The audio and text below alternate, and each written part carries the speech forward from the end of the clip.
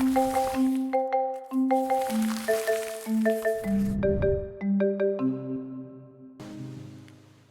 morning. We are in a series in biblical contradictions, and today's sermon is wild and traditional all at the same time. It's getting real dark. It's back to bright. Here we are. Light and dark, just like wild and traditional. And I hope by the end of this sermon, you will realize that wild and traditional are the exact same thing. Now, one thing we say here every week at Paradox is that sermons at Paradox are designed to start discussions, not end them. If you've been to other churches, a lot of churches place the burden on the sermon to be the authoritative final word of all things that are true. It's not how we roll here. This is meant to spark a discussion internally or with your friends or with your family and help you to think critically about what you believe so that you can grow in love for each other, for yourself, and for God. So with that in mind, we turn to the Bible. And there's this impression that we have that we can take our questions to the Bible and receive good, solid, timeless answers. I have heard many Christians say, take your questions to the Bible and you can find answers to any of the questions there. So let's do that this morning, shall we? And I want to ask a question that's objectifiably true and should be rather simple for the Bible to answer. The question I want to ask the Bible this morning is, what events led to Jesus Christ being crucified? And if we turn to the Gospel of Mark and the Gospel of Matthew and the Gospel of Luke, they will say that the crucifixion path began on Sunday before Friday, when Jesus rode into Jerusalem surrounded by people shouting and singing and laying their cloaks before him as he rode in on a donkey. Now, if you are a really well-learned biblical scholar, you will know that this is a fulfillment of a prophecy in a little-known book called Zechariah that said that the Messiah would one day ride into Jerusalem from the east, and that's exactly what Jesus is doing in this story. Now, these three authors remember this story just slightly differently, but here's how they write about it. This is known as the Triumphal Entry, and Matthew says, a very large crowd spread their cloaks on the road, and others cut branches from the trees and spread them on the road. Mark says that many people spread their cloaks on the road, and others spread leafy branches that they had cut in the fields. And Luke says, as Jesus rode along, people kept spreading their cloaks on the road. Now, it's here that we read that they start to sing as Jesus descends into Jerusalem. The crowd around them starts singing, and actually each of these books tell us what the lyrics to these songs were. There's just one minor problem. They can't really agree on what the lyrics were that was sang as Jesus rode into Jerusalem. So Matthew tells us the crowd sang, "Hosanna to the Son of David. Blessed is the one who comes in the name of the Lord. Hosanna in the highest heaven." Then Mark tells us the lyrics of their song was, "Hosanna, blessed is the one who came in the name of the Lord. Blessed is the coming kingdom of our ancestor David." And Luke recalls that the lyrics were, "Blessed is the King who comes in the name of the Lord, peace in heaven and glory in the highest heaven." This is a contradiction. It's a minor one. We can get over that, right? Like, how many times have you forgotten the words to your favorite songs that represent a historical Messiah getting into Jerusalem? It's not a big deal, right? We can deal with this contradiction. And then shortly after arriving in Jerusalem, we read, after a little bit of time, Jesus goes straight to the temple. Now, the temple is the religious epicenter of Jesus' day. And while that may sound well and good, you have to understand a few things about the temple. This was the living architecture of a book called Leviticus. And Leviticus outlines how each person can seek forgiveness and reconciliation with God. The way that Jews did this in Jesus' day is that they would offer a sacrifice on an altar, and they could walk away from that altar knowing that they were at peace with God and that God had forgiven their sins. There's just one problem: corruption.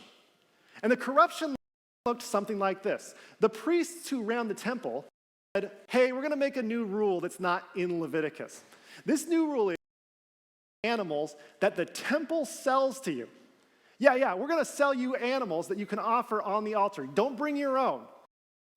And the animals that are in the temple cost 10 to 15 times as much as what those animals cost outside the temple walls.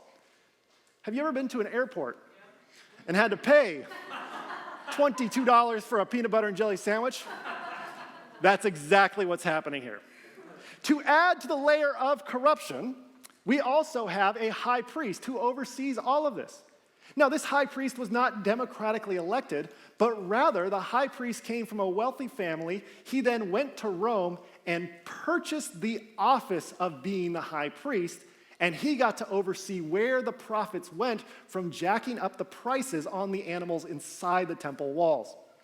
So you can imagine, there is this feeling of resentment toward the temple of Leviticus that says, this is how you find forgiveness with God. Well, Jesus rides into Jerusalem on a donkey. He goes straight to the temple, and he leads a massive riot. He flips over tables. He drives money changers out. He tells them this was meant to be a house of prayer for everyone, and you have made it just for the rich to profit on the backs of the poor. We then read about how Jesus flips over tables, drives out the money changers. This is a full-scale riot. And after the riot concludes, something rather interesting happens. These people are driven out, and Jesus says, okay, everybody, it's time for class. And he begins to teach for several days at the place that he just led a riot into. We read in Luke 19 that every day he was teaching the temple, the chief priests, the scribes, and the leaders of the people kept looking for a way to kill him. So between the riot and the teachings, they were like, this guy has to be killed. Mark echoes this when he says, and when the chief priests and the scribes heard it, they kept looking for a way to kill him. Echoed by Matthew also. Then the chief priests and the elders of the people gathered in the palace by the high priest, who was called Caiaphas, and they conspired to arrest Jesus by stealth and kill him. Now, shortly after that, in each of these three Gospels, there is the Last Supper, and then Jesus is betrayed by Judas, and shortly thereafter, he is crucified. So we took a question to the Bible. And the question was, what events led to Jesus Christ being crucified? And from Matthew, Mark, and Luke, they very clearly outline three different steps that led to the crucifixion of Jesus. Step number one, Jesus rode into Jerusalem in a manner that Zechariah prophesied. Step number two, Jesus started a riot against the authority of the temple. And step number three, he then taught explosively rebellious ideas for days until he was finally arrested. That's how Matthew remembers it, that's how Mark remembers it, and that's how Luke remembers it. And there's just one problem with this story, and that problem has a name, and his name is John. John looks at all of these stories. He's writing a few decades after everyone else, and he looks at them, he's like, that's not how I remember it. To which I imagine Luke saying, oh, not now, John. To which Matthew would then say, come on, your memory is terrible, John. We're all in agreement here. And Mark says, are we really doing this again? Because John always zags when everyone's zigging. John's like, let me tell you my story. To which the other three are like, okay, here we go again. John says, all the way back at the beginning of Jesus' story, we find in John chapter 1, Jesus was baptized. After he's baptized, he gets a few disciples, and they promptly go to a wedding. This wedding runs out of wine, and in John chapter 2, Jesus commits his first miracle, according to John and only John, of turning water into wine, and apparently that wine is delicious. After that miracle is done, right after it, Jesus goes to Jerusalem, sees the corruption of the temple, and leads a riot against the temple officials. Now, if you're like me, you're reading this and you're saying to yourself, wow, this is going to be a very short book. We're already here? Jesus committed one miracle and it's over? But we read that he made a whip of cords. John's the only person to record him having a whip. And upon doing this, the temple leaders aren't really that mad at him leading a riot against their economic well-being. Instead, they just kind of respond with interest and fascination. It's almost like the temple says, what a fascinating display of emotion, Jesus. Please tell us why you feel this way. Now they ask questions, they're uncomfortable, but it's like, riot, schmiet, happens every day here at the temple. Go along your way. 2 years later, in John's gospel, Jesus is still committing miracles. They keep getting grander. John's book is actually built around 7 miracles. And for his grand finale, the 7th miracle, Jesus raises a friend from the dead. Wow. And after raising that friend from the dead, there is all this celebration, there is this weeping. People are like, did I just watch somebody rise from the dead? And everyone's happy, except for one group of people, the priests at the temple. They freak out and they have a secret powwow. And in that powwow, they talk and they say, what are we to do? This man, Jesus, is performing many signs. If we let him go on like this, everyone will believe in him, and the Romans will come and destroy both our holy place and our nation. So from that day on, the chief priests planned to put Jesus to death. The very next chapter after this plan to put him to death, Jesus gets on a donkey and rides into Jerusalem. He does not go to the temple, though. He just goes to the Last Supper. Judas betrays him. He's crucified. And we read here, it was also because the crowd heard that Jesus had performed this sign, the raising of Lazarus, the crowd went to meet him. The whole triumphal entry is built around the idea that this guy can raise people from the dead. Very different singing than we heard in the other Gospels. So if we asked John, can you tell us what events led to Jesus Christ being crucified? John would say, the miracles of Jesus, particularly the resurrection of Lazarus, threatened the religious leaders, which led to their plot to arrest and kill Jesus. This is a very different answer to the same question in the Bible. And we have 3 gospel writers on one side, 1 gospel writer on the other side, and we ask this question, and they respond with 2 separate answers. Now, let's just imagine these are fiery fellows, shall we? And they get into a shouting match, and someone hears the shouting match, and they're like, it seems like a commotion, let's go see what's on. And this person that overhears it is not just a person, but an empire. It's the Empire of Rome. The Empire of Rome hears this debate and says, what are you arguing about? And they say, we can't decide why Jesus was crucified and what led to his crucifixion. And Rome's like, give me a break. All 4 of you are wrong. Because you know what we do as an empire? We make an example out of the people that we crucify, and we put whatever it is they did wrong on top of their cross, so that way everyone will know and they won't do that in the future. Do you remember that sign, everyone? And Matthew, Mark, Luke, and John will be like, yeah, I remember the sign. And that sign, according to all 4 of them, they can't agree on the exact wording, but they all agree that Rome believed the same thing about why Jesus was crucified. And that was, Jesus claimed to be the King of the Jews. Now, none of the Gospels record that, but they all record that Rome perceived that he was doing that, and that's why he was crucified. So Rome says, look, Jesus from Nazareth claimed to be king, and you can't do that in our society because that's punishable by the death sentence. So we ask this question, and we have Matthew, Mark, and Luke answering one way. We have John answering another way, and we have Rome answering an entirely different way. So when we ask what events led to Jesus Christ being crucified, the best answer we can give is, that depends on who you ask. If you go and ask Rome, they'll tell you something very different than John, who will tell you something very different than Matthew, Mark, and Luke. Now, if you're like me, living in 2021, you hear this answer to a question that was supposed to be straightforward and simple, you start to get really anxious. And the reason we get anxious is because we live in the era of misinformation, right? And we're trying to get an answer to our historical question, and we have one of those, kind of depends on who you ask. There's no such thing as objective truth because you can find an article anywhere on the internet to back up your opinion. And you start to stress, and you start to say, wait, no, the Bible can't do this. The Bible cannot be contributing to the misinformation we experience today. And when I hear this answer to this question, I get anxious because I think of a similar question that should have a straightforward answer. One like, what happened in the 19th century in America?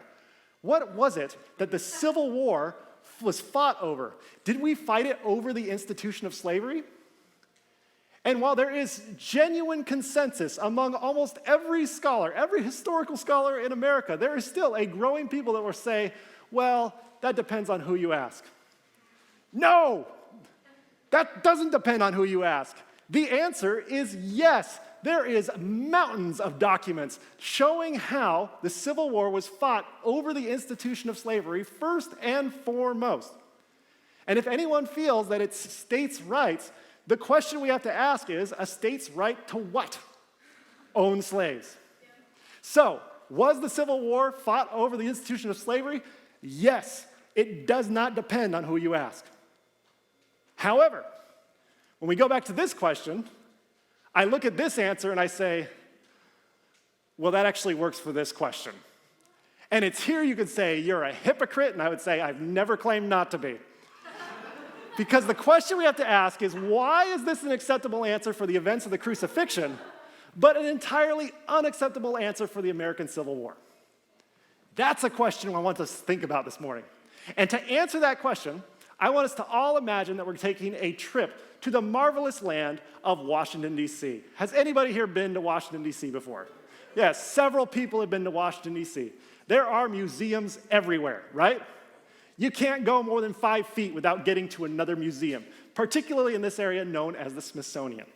Now, I want us all to imagine that we went to Washington, D.C. And because you are here at Paradox, whether you know this or not, we here at Paradox love maps more than just about anything else. They love it, people love it when we show maps and how things came into being and where people came from and where they're going. We love maps. So let's imagine we went on a trip to Washington, D.C. to see some maps, right? Yeah, we got one amen. We'll get you all there by the end of this thing, don't worry. So we go up to the first museum, and we say we want to see a map. So we go to the American History Museum. We walk inside. We look around. We find a docent. We go up to the docent. We say, I'm sorry, I know there's a lot of history here, but do you have any maps I can look at? The docent thinks about it for a minute, and the docent says, why, yes, I do. Right this way. They take you to the section of American history on the Civil War, and they show you a map of which states seceded from the Union and which states did not, AKA which states said, we want to own slaves, and which states said, that is no longer ethical. You look at this map, and you are in awe of the map.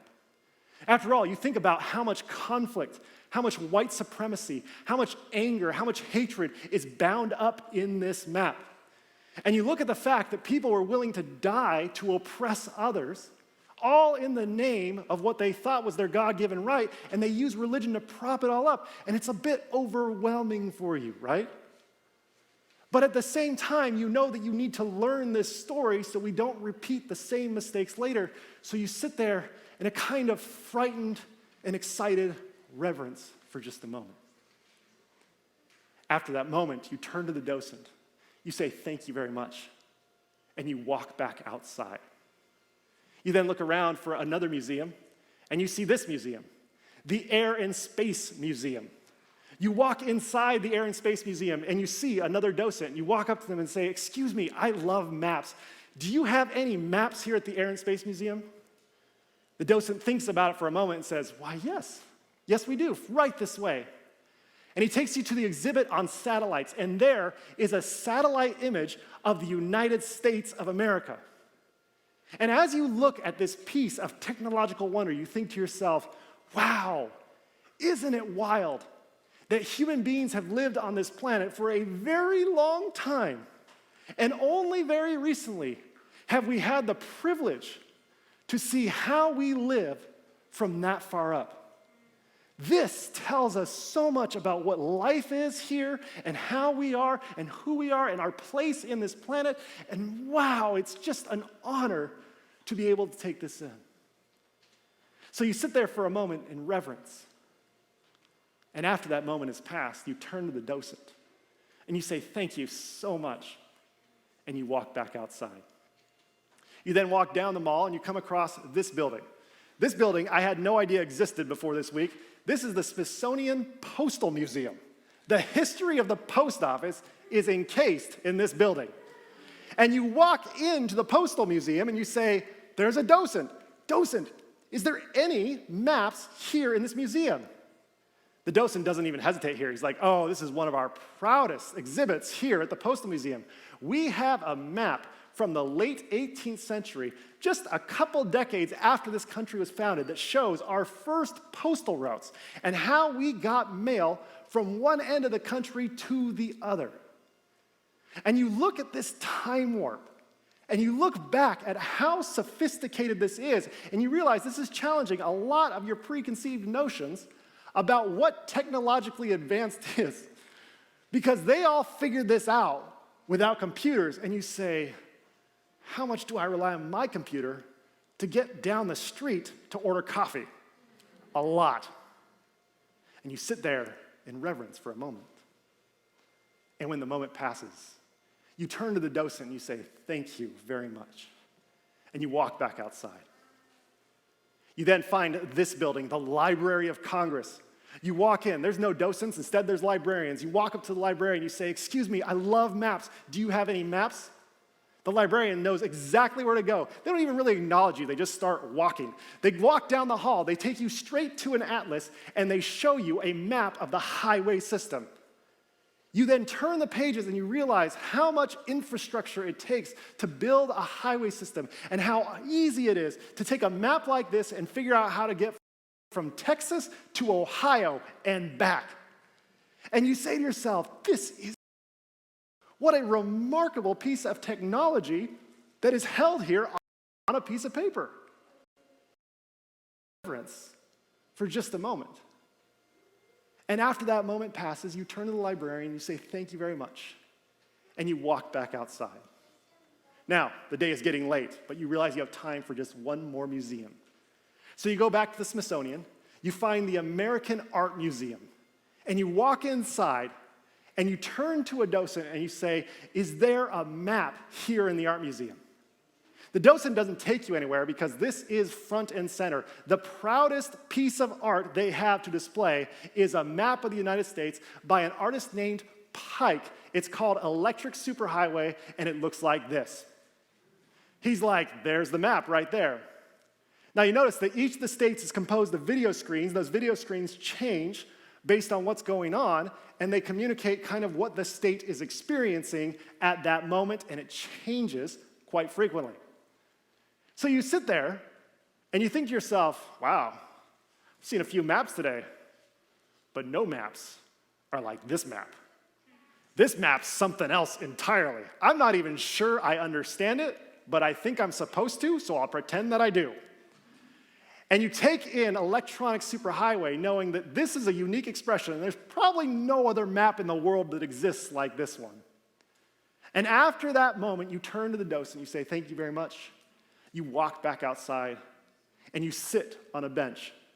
And you think about all of the museums and all of the maps that you have encountered and what they've told you about your love for maps. Well, as you're reflecting, a stranger comes up and strikes up a conversation with you. They ask you where you're from, they ask you how you're doing, and then they say, so what have you done today? And you say, well, I've gone to museums and looked at maps. And they start asking you about the maps, and you recall them all in distinct detail and how they each had their own role to play and how they're all valuable. And then all of a sudden, the person talking to you says, I've got a question for you. Which map was the most correct? Now, this is a question you have not thought of before. You're like, most correct? What do you mean most correct? And you look back through the maps and you say, well, maybe they're talking about like geographically accurate, but I'm not sure that's the point of every map. Because when I go into certain maps, certain museums, I'm expecting different kinds of maps than I would at other museums. And it's then that you realize, it's not the map that's incorrect, it's the building that could potentially be incorrect. So let's imagine our day again. Let's imagine we go into the Air and Space Museum and we walk up to a docent and say, do you have any maps? And they say, yes, right this way. And they show you a postal map from the 18th century. You would say, this is weird. What on earth is this map doing in the Air and Space Museum next to Apollo 11? I don't understand. Imagine you went into an art museum and you said, do you have any maps? And the docent says, right this way. And they show you an atlas. Imagine you go to the Library of Congress, you go to the librarian, you say, I'm trying to figure out how to get from Texas to Ohio and back. And they say, we have the map just for you, right here. Isn't it obvious how you get there and back? And you realize something that's very powerful that didn't really occur to you before you were looking at the maps.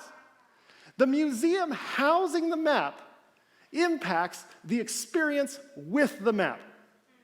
So when you go to an art museum and you see an artsy map against the grain of what they believe to be Christian theology.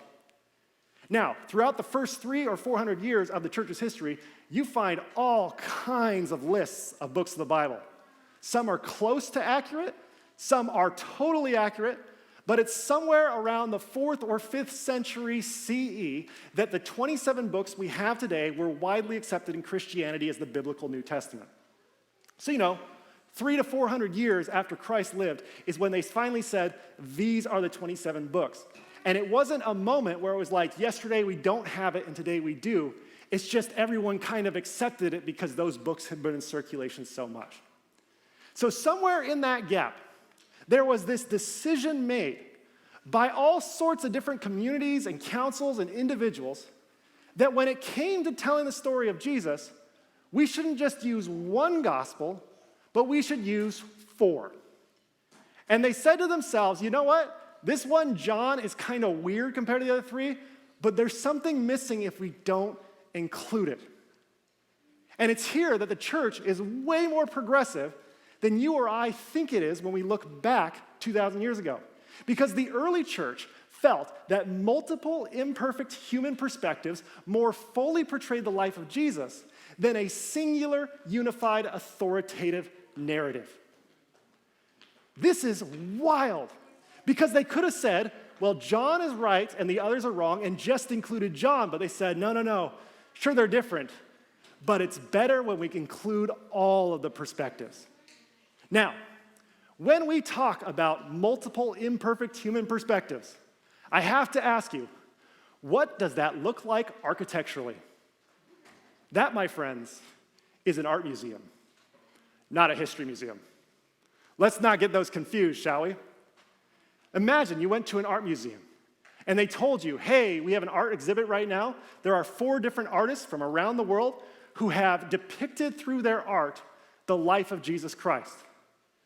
And you think to yourself, this is great. Would you expect to walk in and see the same picture hanging everywhere? No. You would walk in and see James H. Chee's Peace Be Still, right next to Indonesian artist Wisnu Sesongko, The Dead Body, right next to British artist Edwina Sands' Christa, right next to Aboriginal artist Greg Weatherby's Crucifixion. Here are these 4 different perspectives communicating what it means to behold God, to understand who God is, and what this life of Jesus continues to inspire us to be. This is an art museum than a history museum. And that's what the Bible was founded on. Back at the very beginning, there was this sense that we need to include all 4 and not just one. Now, 1,300 years after that was finalized, somewhere in the 19th century, a guy named Charles decided to take a trip to some islands, and then he came back and wrote a book called Origin of the Species. He wrote this book, and it caused a major rift in Christianity, particularly in New Jersey. Now, New Jersey is where Princeton Theological Seminary is, and they just about lost their mind over the origin of the species. So much so that they started using new words to describe the Bible that simply were not used before this. They started saying things like the Bible is without error, or the Bible is inerrant. It's incapable of being wrong. Before this century, before the 19th century, this idea does not show up at all. But it's in response to Charles Darwin's writing that they start to say, the Bible can accurately tell us how things happened a long time ago. Now notice how much of a shift this is from the spirit that put those 4 books next to each other. This describes a history museum, not an art gallery. And what happened was Princeton Theological Seminary essentially went to the art museum that is the Bible, looked at the portraits hanging in its gallery, and said to themselves, we really need these things to be more the same. In fact, when I look at them, the more similar they are. All of these art pieces are correct, and they all say the same accurate thing. And they offer the doctrine of inerrancy, saying it's incapable for this art to be wrong. And what they essentially did, metaphorically, was they took all of these paintings and dragged them to a different theological mindset, kind of like a history museum, and started to display the paintings there as accurate history. The doctrine of inerrancy took the Bible out of a theological art gallery and placed the Bible in a theological history museum. And the museum impacts the way we interact with the things inside the museum, right? And all of a sudden, these books, these 4 beautiful books, were meant to do things that they were never intended to do. And when read together, they were supposed to be complementary of each other. But when we come across the contradictions, it's deeply told that the museum is a history museum. Now, to make matters even more interesting, what happens is the church, for the last 140 years, since has come along, has stood up and said, no, it's a unified story. There are no mistakes. There are no contradictions. Everyone was inspired by God, and we can rely on the accuracy of Scripture. And what they did is they took this diverse, beautiful, heartfelt art that is rooted in diversity, and they took the first painting and basically replaced it with what they wanted you to picture when you thought of God. Then the second painting, they replaced it and with the picture of what they wanted you to think about God. And the third, and the fourth. And I have to tell you, as a pastor, I've been told over and over again that the Bible is boring. And I will tell you that I've heard that and I've experienced that myself, but maybe it's boring because it's in the wrong museum, not because of the content itself. Because when I look at these 4 gospel writers, and the remarkable decision by the early church to say, nope, all 4 of them stay in, even if they contradict each other. What it tells us is that deep in the heart of our tradition is the belief that multiple, imperfect, human perspectives are the best way to understand God. It does not come from one person, but from a community sharing who they are, how they know God, how they don't know God, and then listening to each other through it all. We are at our most biblical when we own our story and share with each other how we understand God, even if it's very different than the person next to us. I'd like to close by offering some very practical application to this idea. The stories of Matthew, Mark, Luke, and John teach us that you may not have everything together. It may not be all that it needs to be. It may not have all the research it needs to have. But ultimately, the fact that their story tells us about Jesus reminds us that as long as you honestly do the best you can and share what your story is, then at that moment, you are living in the heart of the tradition, not opposed to it. My friends, your story and how you tell it matters. Now, you may not be a big religious language person, right? What I am not trying to get you to stand up here or get you to do is for you to come up here one day and talk about how Jesus entered your heart and saved you and just give the same thing you've heard from other people. Instead, what we want you to do is to be able to look at your own life and look at how you've seen beauty pop through despite the suffering that's around you. And you've seen it grow and you've seen it change and you say to yourself, I believe it's good to be alive. Your story and how you see that absolutely matters. And we need it as a church. Because when we eliminate those stories, you know what the gospel ends up sounding like? This. And it's boring. But when you're willing to tell your own story, when you're willing to own where you've been and where you think the goodness is that's leading you somewhere, that's when the church goes from looking like this to this. And it is infinitely more beautiful. Just as important as telling your story is having the ability to listen to other stories. And listening to another story simply matters. Here at Paradox, we ask for you to share your celebrations and lamentations every week.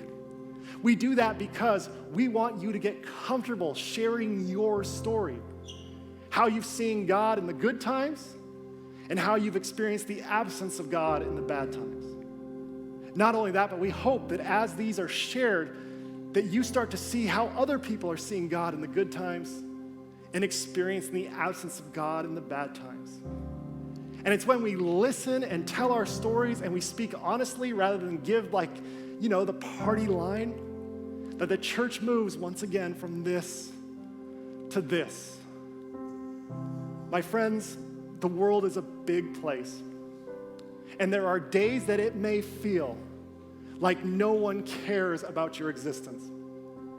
I'm here to tell you that in the heart of our tradition, no matter what you believe, as long as you are willing to stand up and share your story in some way, shape, or form, you are living the tradition. And my wish for you this morning is that you may be a witness to all that is beautiful and true. And may you receive the gift of others' story as well. Our mission is to help you and help ourselves see and embrace Jesus Christ in all. And that is what our stories are all about. Amen.